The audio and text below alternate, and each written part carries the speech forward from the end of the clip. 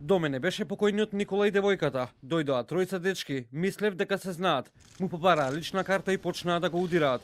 Потресно раскажуваше во судот сведокот Миле Алексовски. На рочиштето за убиството на 20-годишниот Никола Саздовски, сведокот појасни дека се обидел да го освести младиот Никола. Повикале брза помош.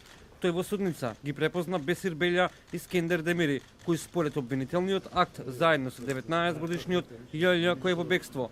На 29 јуни годинава крвнички го претепале Саздовски на автобуската постојка во автокоманда. До мене беше покојниот Никола и девојката. Дојдоа тројца дечки, мислев дека се знаат, му побараа лична карта и почнаа да го удираат.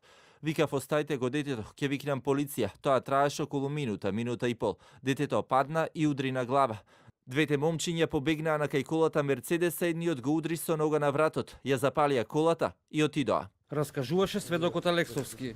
Правниот застапник на семејството Саздовски не сакаше да ги коментира исказите на сведокот. Мислам дека треба да се остави судот да си ја тера работата, да не се врши притисок. Нека одлучи судот, како смета така. Ваш коментар во однос на исказот Немаме на коментар, сведокот? немаме коментар. Одбраната тврди дека правната квалификација на делото е погрешна и побараа изземање на судијката Даниела Алексовска поради како што велат селективно водење на записникот. Обвинети се за убиство став 2, каде што е наведено дека на свиреп начин е лишен, за жал, сега починатиот Никола Саздовски. Не може да опстои. Напротив, одбраната тврди дека во ваква ситуација обвинителството е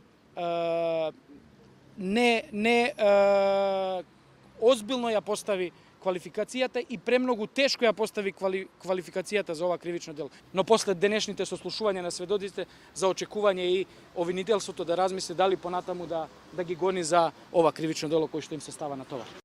За случајот на Никола Саздовски, обвинети се Бесир Белја и Скендер Демири, кои се наоѓаат во притвор во затворот во Шутка, додека за трето обвинетиот кој е во бегство, органите на прогонот распишаа домашна и меѓународна потерница. Според делото кое им се става на товар, убиство извршено на свиреп начин, на Белја и Демири им се заканува затворска казна најмалку 10 години. Саздовски беше претепан кон крајот на јуни, за 10 дена подоцна да им подлегне на повредите на скопските клиники.